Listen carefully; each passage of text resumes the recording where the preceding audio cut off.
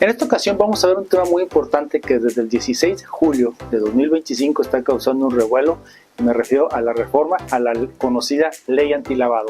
Y hoy abordaremos un tema importante que es el beneficiario controlador en esta nueva historia. Así que no te despegues, que comenzamos.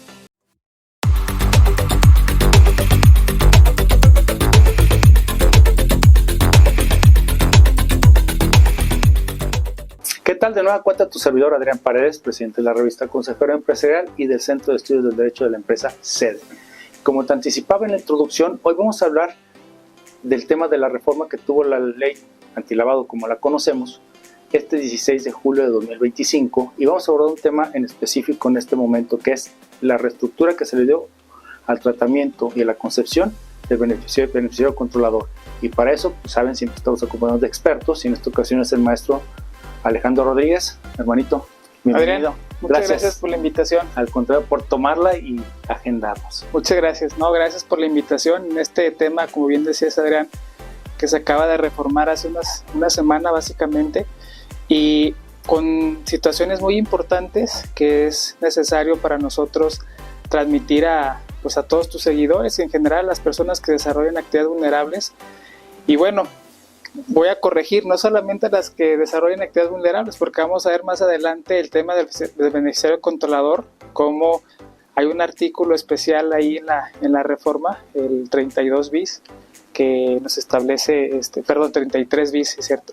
Nos establece la obligación, unas nuevas obligaciones en materia de beneficiario controlador. Entonces, bueno, pues vamos a revisarlo, ¿no? Sí, y es un tema muy interesante, Alex, porque ya tuve la oportunidad de compartir contigo una plática, un seminario, una plática, un curso de actividades vulnerables y ya tomamos justamente en la última sesión, se vino la publicación de esta reforma y cuando se abordó el beneficio controlador, pues tuvo un cambio, ¿no? Entonces, para manera de contexto y de una manera muy concisa, Alex, ¿cómo estaba previo a la reforma el cumplimiento de identificar ese beneficiario final? Ok, bueno, vamos a empezar por esta pregunta que hace el maestro Adrián Paredes. Anteriormente, Adrián, y desde las recomendaciones de Gafi, cuando nosotros revisamos esas 40 recomendaciones, hay algunas de ellas que establecen esa necesidad o esa recomendación justamente de que en aquellas operaciones que se realicen tanto en el sector financiero como lo denomina Gafi, actividades profesionales no financieras, se pueda dar y entender y encontrar quién es la persona que en última instancia tiene el uso o disfrute de ese bien o ese servicio que se está prestando por estas actividades, ¿no? Anteriormente en México, como estaba redactada la norma, venía dentro del glosario la definición del beneficiario controlador o dueño beneficiario. Vamos a definirlos como la persona, decíamos, o grupo de personas que son aquellas que tienen, en el caso de la persona moral, el control, o son aquellas que tienen la estructura dentro de una sociedad que definen pues cómo se aprovecha un bien o un servicio, y esas personas son las que tienen pues el control de la sociedad cuando es una persona moral, o cuando es una persona física pues es la que está atrás de ella, ¿no? De esa persona que está actuando como cliente de una persona que acude ante una persona física o moral que presta un servicio de una actividad vulnerable. En este caso, básicamente lo que se hacía anteriormente es nosotros preguntamos a nuestro cliente, si es persona física, si había un dueño beneficiario. La verdad es que les pasábamos un formato y bastaba con que la persona nos dijera, nuestro cliente, no existe un dueño beneficiario, y se acababa, ¿no? Cuando nuestro cliente era una persona moral, también hacíamos la misma pregunta, pero en este caso sería la figura del beneficiario controlador. También bastaba básicamente con que nos dijeran no existe o no tengo la información suficiente, y esa constancia era suficiente. Gafi, en las evaluaciones que hizo a México, nos dijo, oye, pues no estás haciendo básicamente ningún esfuerzo por identificar a esta persona o grupo de personas que son quienes controlan a las sociedades o quienes tienen el uso y el aprovechamiento del bien o del servicio, que es como se define la figura de beneficiario controlador. Entonces necesito que hagas pues algunos ajustes en la forma en la que tú identificas o cumples con estas recomendaciones. Entonces, básicamente lo que sucede ahora con la reforma es que se redefine un poquito el concepto, más o menos queda de alguna forma igual, pero empieza a disminuir, por ejemplo, el tema del porcentaje en las sociedades. Teníamos de 50 más 1 o más de 50. Y ahora ya es cualquier accionista o participante de una sociedad que tenga el 25% más. También ya no va a ser suficiente con que nosotros le preguntemos al cliente si existe o no. La obligación ya está redactada que dice que hay que recabar la información del dueño beneficiario o del beneficiario controlador en este caso.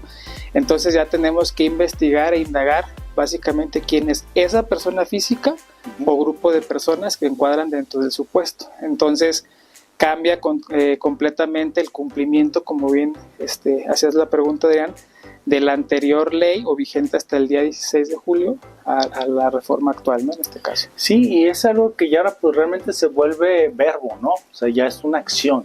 O sea, ya hay que identificar, o sea, que es decir, no nomás es ya recabar los documentos, sino que haya las acciones suficientes y humanamente posibles para poder hacer esa investigación. Entonces, ahora, si nos vamos a este artículo 33 bis de la Ley Federal para la Prevención e Identificación de Recursos de Operaciones de Procedencia Ilícita, por ahí va. ¿Qué es lo que pasa? Este 32 ya nos establece primeramente este marco, más o menos de lo que ahorita anticipabas, que es el cambio sustancial. Pero viene el 33 ter que nos anticipabas. Aquí viene un cambio que no solamente aplica a los sujetos obligados de cumplimiento en actividades vulnerables, sino aplica a todas. Exactamente, aquí ya hay yo lo vería como dos obligaciones, digamos, separadas, Adrián. Uh-huh. Una que tiene que ver con, nosotros sabemos que dentro de la Ley General de Sociedades Mercantiles, venía desde el 2018, si no mal recuerdo, esta obligación de actualizar, digámoslo así, el libro de registro de accionistas, ¿no? Alguna mala variación, algún movimiento entre los titulares de una acción, ¿no? Tanto de las sociedades anónimas como de las sociedades de responsabilidad limitada, es donde se establecía esta obligación. Pues es una obligación que a la fecha no tiene una sanción. Básicamente la única sanción es que no surte efectos ante terceros, y ya podríamos en su momento establecer o discutir pues quiénes serían esos terceros a los que les beneficiaría o les perjudicaría que se haga esa publicación o no. Uh-huh. Sin embargo, se establece en la reforma en tema de beneficiario controlador. Para mí son dos supuestos distintos. Uno tiene que ver con darle cumplimiento a publicar básicamente en el portal de la Secretaría de Economía quiénes son los socios. Ahí todavía no nos metemos en el tema del beneficiario controlador, o también las operaciones cuando haya compra o venta de acciones. Uh-huh. Lo que ya estaba en la Ley General de Sociedades Mercantiles, ahora se establece en la Ley de Prevención del Lavado de Dinero, ¿no? Esa, desde mi punto de vista, ya es una obligación actual, porque sí existe el mecanismo y la plataforma para que las empresas, las sociedades mercantiles, incluso ahí hace esa referencia, las sociedades mercantiles, no habla de las sociedades mercantiles que realicen actividades vulnerables, básicamente habla de las sociedades mercantiles en su tema genérico. Eso ya lo podemos cumplir, ¿no? Es decir, porque ya viene la obligación desde el 2018.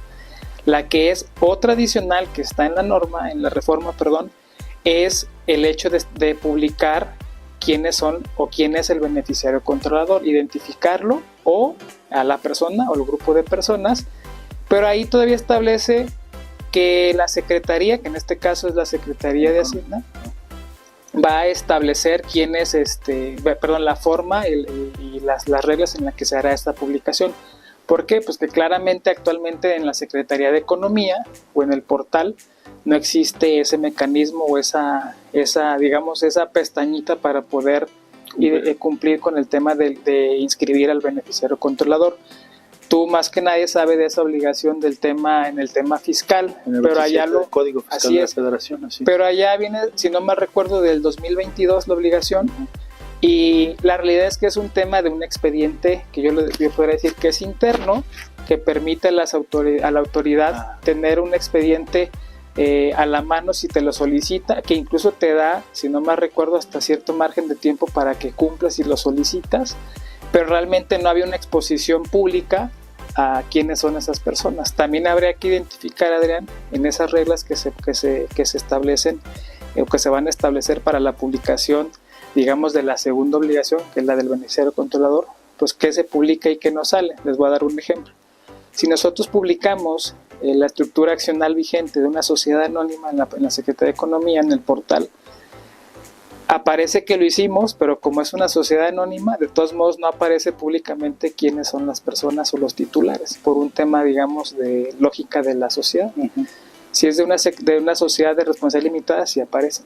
Uh-huh. Entonces, acá no sé cómo vaya a ser la parte de la publicación, si va a ser pública o no como tal, es decir, que aparezcan los nombres, probablemente supongo que no, pero ese es un tema que lo vamos a ver en los próximos días, ¿no? En ese sentido, bueno, está sujeto a que la Secretaría, en este caso, emita los lineamientos uh-huh. y las reglas de cómo se va a hacer, los periodos y las fechas de la obligación, pero esta obligación nueva también pues ya trae sanción, ¿no? En este caso. Solamente para precisar, es que yo me fui por el artículo 27 del código por el tema de que también en el 2020 se actualizó este precepto en el código y se establece también la obligación que las modificaciones en la representación o la participación del capital también tenemos un periodo para subirlo al SAT.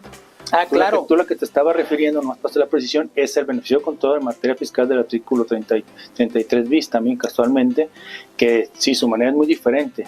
Acá es un registro y es lo que cuando tú platicamos del beneficio controlador fiscal, pues nada más será tener el expediente armado y su manualito y todo lo que hemos platicado a disposición de la autoridad como parte de la contabilidad. Aquí con este nuevo ya es, ahora sí lo que decíamos, es que está carente en México de no tener un registro donde se inscriban, como en otros países.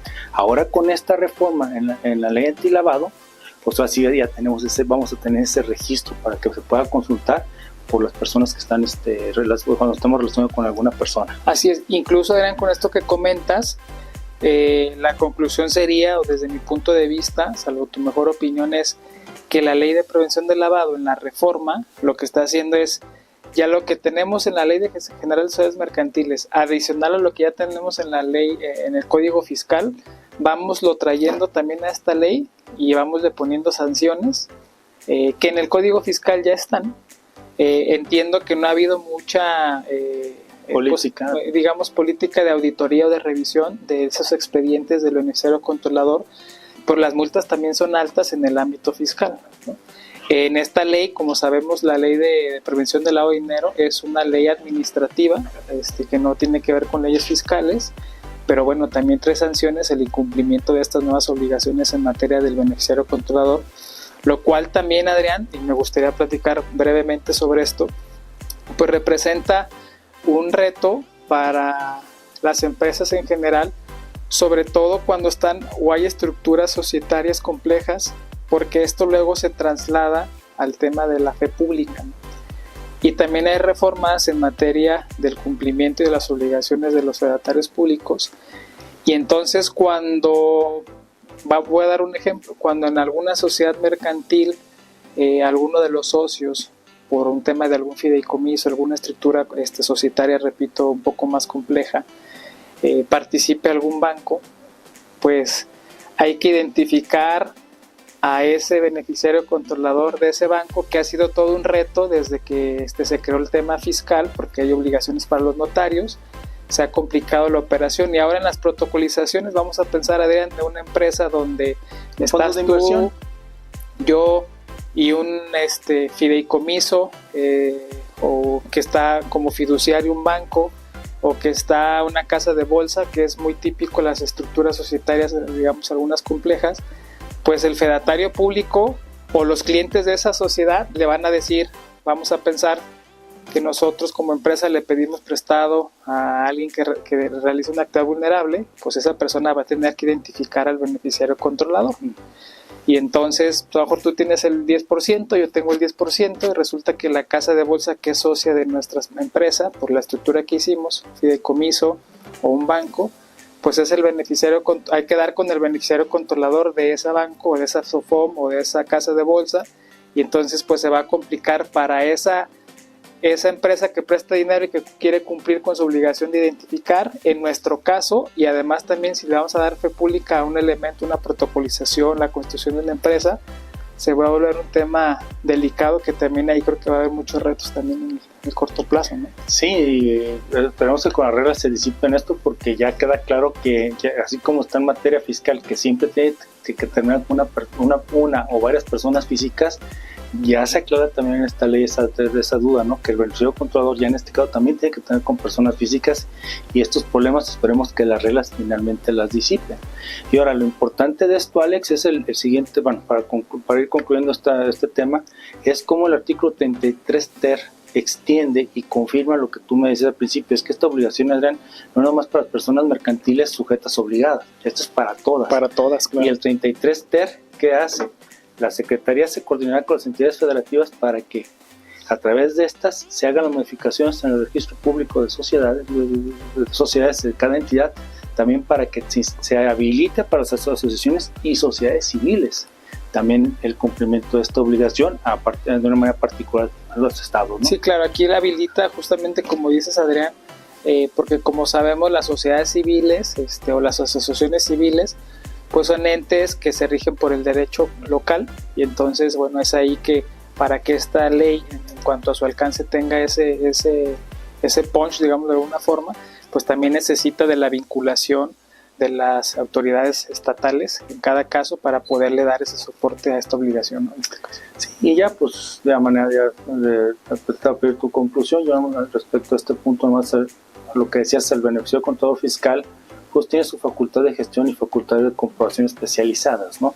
Aquí pues tenemos el 34 que nomás enfatiza cómo se va a llevar a cabo, que simplemente va a ser visitas en el lugar o a través de requerimientos. Entonces es un apunte y resaltar que esta reforma lo vuelve a enfatizar de cómo viene este procedimiento realmente a cambiar, que es una política en esta materia. Sí, yo lo que veo también como un área de oportunidad, Adrián, es pues anteriormente, y lo decíamos al inicio de la plática, bastaba con que nosotros lo preguntáramos, no hay una constancia, nos firmaban y ya cumplíamos, nos revisaban, así sospechamos. Para mí lo delicado o complicado sería, Adrián, en el caso de personas físicas sobre todo, que realizan actividades vulnerables, que prestan un servicio o venden algún producto a empresas o a sociedades mercantiles o civiles que tengan pues esa capacidad de poder identificar a ese grupo o a esa persona, el beneficiario controlador de esa empresa. Va a haber situaciones en las que sea muy sencillo por la estructura accionaria, porque nada más hay un acta constitutiva, etcétera. Pero va a haber otras que incluso a lo mejor ni siquiera la propia empresa, porque a lo mejor nosotros como prestadores del servicio o vendedores del producto podemos auxiliarnos del cliente, decirle, oye, pues yo por ejemplo soy la señora que renta el local, no tengo conocimiento para identificar a tu beneficiario controlador, pues tú dime quién es. Pero a lo mejor a veces ni siquiera la empresa puede tener, por la complejidad de la estructura, por la situación, porque pueden haber varias personas. Entonces se presta desde mi punto de vista para que se pueda caer en irregularidades o en incumplimientos, no por querer hacerlo, no por dolo, sino por un tema de no tener las herramientas y el conocimiento necesario para hacerlo. También ahí yo creo que en su momento pues la autoridad tendrá que determinar si le dejamos la carga al sujeto obligado, en el caso de las personas físicas, o que sea un poco más esta parte donde pues yo le dije al cliente, le pedí la información, ya no como el formatito de que me firmas no hay, le dije que él me lo diera y yo tengo lo que él me dio, que podría ser una salida, pero bueno, pues ¿dónde estaría la diligencia? También la forma en la que yo hago la identificación. Entonces es un área de oportunidad, es un tema importante que hay que explorar. Hay cosas que están pendientes todavía, como el tema del tema de la Secretaría de Economía, de cómo sería esta publicación del beneficiario controlador, y vamos viendo cómo resulta todo este tema de cumplimiento, pero hay que atenderlo, ¿no? Y es ya. Y es justamente, esto sí ya entró en vigor desde el día siguiente de que se publicó el decreto. Y entonces, pues como bien decía Adrián, esto no solamente es importante recalcarlo, Adrián, para cerrar, hay muchas obligaciones, sobre todo en el tema del beneficiario controlador, que no solamente es para los sujetos obligados, sino para todas las sociedades, ¿no? Pues muy bien, hermanito. Adrián, muchísimas gracias. Oye, pues gracias, siempre disfrutando nuestros temas. Muchas gracias por la invitación. Pues bien, con esto cerramos. Ya saben, síganos en redes sociales, LinkedIn, Facebook, Instagram. Si no, de seguro vamos por ustedes. Nos vemos en la próxima. Chao. Suscríbete a nuestro canal, ve todos nuestros contenidos y sobre todo espera grandes sorpresas de Consejero Empresarial y toda la familia que la conformamos. Gracias.